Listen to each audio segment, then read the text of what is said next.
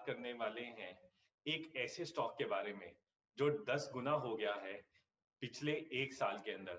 जी हाँ दोस्तों, ये स्टॉक 10 गुना हो गए हैं। इनफैक्ट एक और स्टॉक है जो यूएस में है, वो भी 10 गुना हो गया है पिछले 1 साल के अंदर। तो क्या है दोनों कंपनियों का राज और क्या है वो कॉमन सोर्स ऑफ एनर्जी?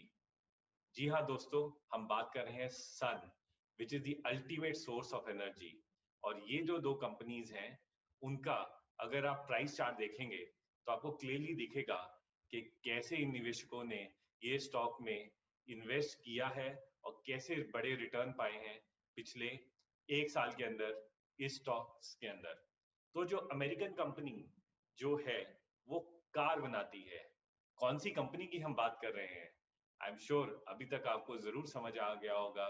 हम बात कर रहे हैं टेस्ला की। टेस्ला का स्टॉक 2010 में $1 बिलियन के पे लिस्ट हुआ था वैल्यूएशन पे, और आज की डेट में टेस्ला का वैल्यूएशन हो गया है 550 बिलियन।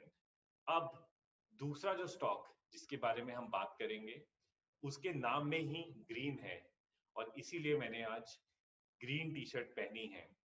उस स्टॉक का नाम है अदानी ग्रीन एनर्जी, जो एक इंडियन कंपनी है। अदानी ग्रीन एनर्जी का स्टॉक इतना ज्यादा बढ़ा, क्यों बढ़ा, आज इस वीडियो में हम जानेंगे। तो सबसे पहले क्या है ये Adani green energy? So Adani green energy Gautam Adani group, उसकी एक रिन्यूएबल एनर्जी की कंपनी है जो solar power, wind power, in segments के अंदर निवेश करती है और वहां पर प्लांट्स बनाती है। और दोस्तों अगर हम देखें कि कैसे चल रहा है ये पर्टिकुलर सेगमेंट, तो मोदी सरकार की बात करें या बाइडेन की बात करें जो अभी यूएस में आ रहे हैं, सारे देश दुनिया के ग्लोबल वार्मिंग के बारे में बहुत सोच रहे हैं, और इसलिए सबने प्रण लिया है कि सोलर एनर्जी पे फोकस करेंगे। अगर आप इंडिया की बात करें तो one of the fastest growing industry रही है रिन्यूएबल एनर्जी। ओवरऑल इंडस्ट्री की कैपेसिटी 46 गीगावाट से 2016 में अब हो गई है 114 gigawatt, which is a growth of 25%। उधर अदानी ग्रीन एनर्जी की कैपेसिटी 0.3 गीगावाट से बढ़ के 14.2 गीगावाट हो गई है, जो इंडस्ट्री से बहुत ही ज्यादा तेज है। क्यों है इतना इंटरेस्ट लोगों को इसमें? पहली बात, गवर्नमेंट बहुत ज्यादा इंसेंटिव दे रही है सोलर एनर्जी में इन्वेस्ट करने के लिए। और दूसरा रीजन, कैपेक्स इसमें ज्यादा एक बारी कर दिया, उसके बाद कुछ खास करना नहीं पड़ता। सेकेंडली, मार्जिन्स बहुत अच्छे हैं। जी हाँ, ईबिटा मार्जिन्स जो होते हैं, ऑपरेटिंग प्रॉफिट मार्जिन, वो कंपनीज के 90% के करीब है अदानी के। उसका रीजन ये है, अगर हम नॉर्मल कंपनी की बात करें तो कोल लगता है पावर प्लांट के अंदर, तो उसका रॉ मटेरियल का खर्चा दोबारा दोबारा लगता है। पर जैसा हमने पहले बोला, sun is the source of ultimate energy. तो जैसे ही आपने सन की एनर्जी को एक बार स्टोरेज कर लिया, तो आपका उसमें खर्चा कम हो जाता है। थोड़ा और इस कंपनी के बारे में जानते हैं। तो दोस्तों 93% ऑफ क्लाइंट्स जो हैं अदानी ग्रीन के, वो या तो सेंट्रल गवर्नमेंट है या स्टेट गवर्नमेंट है, और सेंट्रल गवर्नमेंट ओवरऑल का 78% है। तो कोई रिस्क नहीं है कि पैसा नहीं मिलेगा।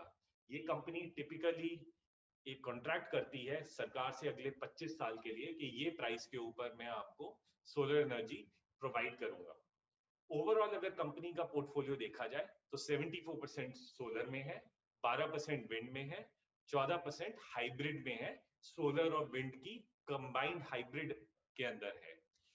अगर हम देखें कि क्यों है ये स्टॉक इतना बढ़ता हुआ पिछले कुछ समय से, तो पहली बात, ये कंपनी में एक बहुत बड़ा ऑर्डर आया है, जिसकी वजह से निवेशकों को लग रहा है कि ये कंपनी इस इंडिया की सबसे बड़ी कंपनी रहने वाली है, और इस अपॉर्चुनिटी को कैप्चर करने के लिए यही कंपनी है।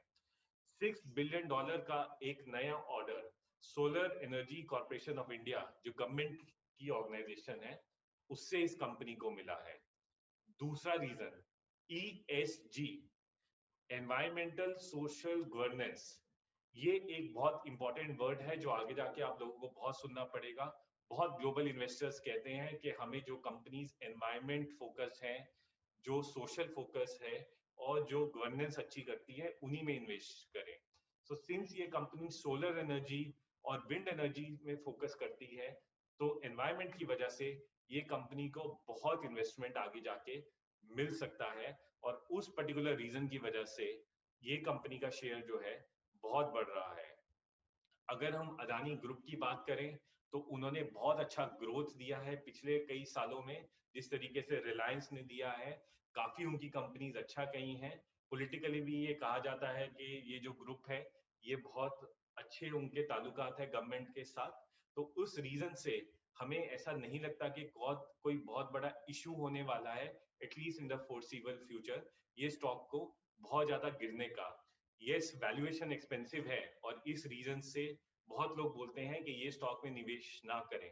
पर मुझे लगता है कि अगर थोड़ा यहाँ से करेक्शन, अगर 30% का करेक्शन स्टॉक में आए करंट लेवल से, तो आप थोड़ा थोड़ा अमाउंट से इस स्टॉक में निवेश कर सकते हैं। तो दोस्तों, आपको ये वीडियो हमारा कैसा लगा, प्लीज हमें फीडबैक दीजिए, और प्लीज ये वीडियो बंद करने से पहले do subscribe to our channel और लाइक का बटन जरूर दीजिए। Thanks a lot, bye bye.